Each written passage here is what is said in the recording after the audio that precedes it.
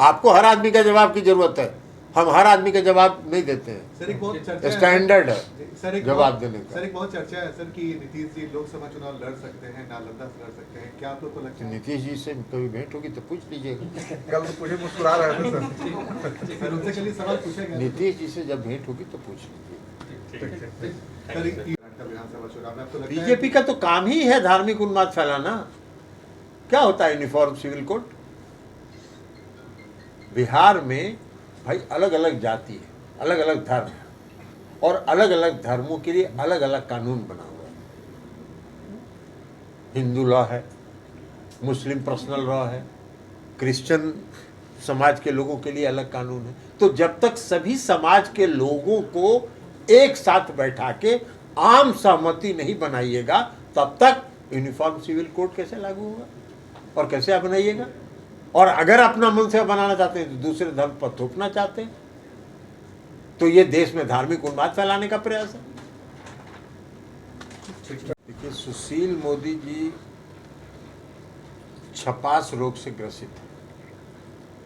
जैसे छात्र नेता नहीं होता है, उसको रोज कुछ न कुछ छपना रहता है, वही हालत है सुशील मोदी जी का। और हमको लगता है कि जो असत्य बोलने वालों का जो एक गिरोह है, उस गिरोह के सरगना है वो।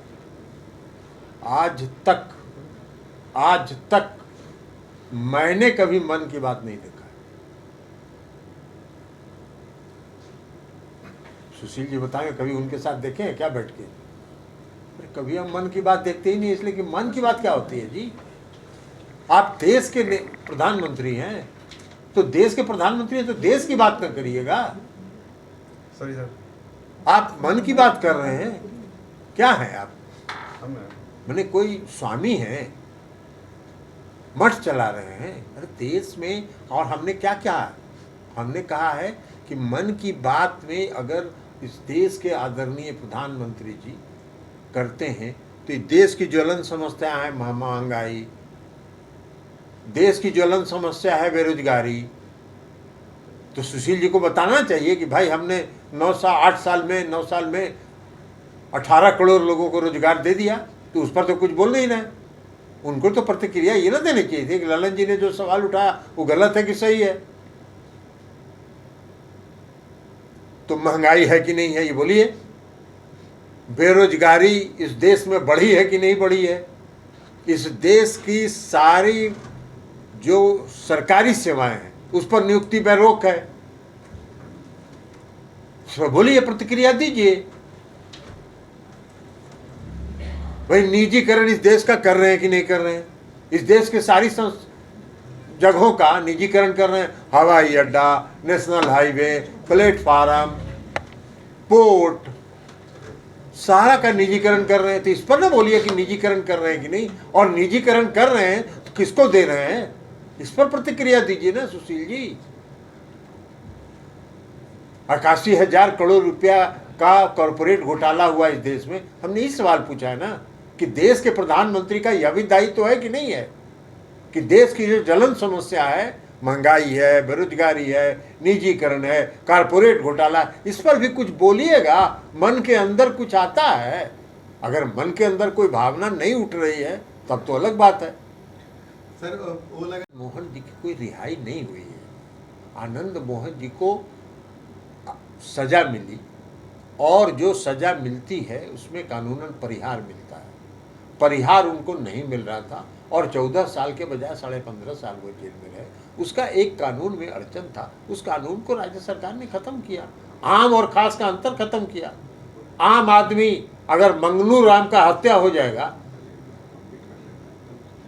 तो वो उसको जो सजा होगी हत्यारे को, वो 14 साल में छूट जाएगा, और एक सरकारी कर्मचारी और सरकारी पदाधिकारी को जो हत्या होगा उसमें वो आजीवन रहेगा। तो आम और खास के अंतर था, उस आम और खास के अंतर को समाप्त किया, लेकिन किसी को रिहाई नहीं दिया। वो अलग बात है, सुप्रीम कोर्ट में मामला है, सुप्रीम कोर्ट अपना तय करेगा। लेकिन उनका ये भी कहना है कि जिन 26 लोगों को आपने आनंद मोहन के साथ साथ छोड़ा, वो आप लोग के एजेंट हैं, चुनाव में आप उनका इस्तेमाल करेंगे चुनावी रूप से।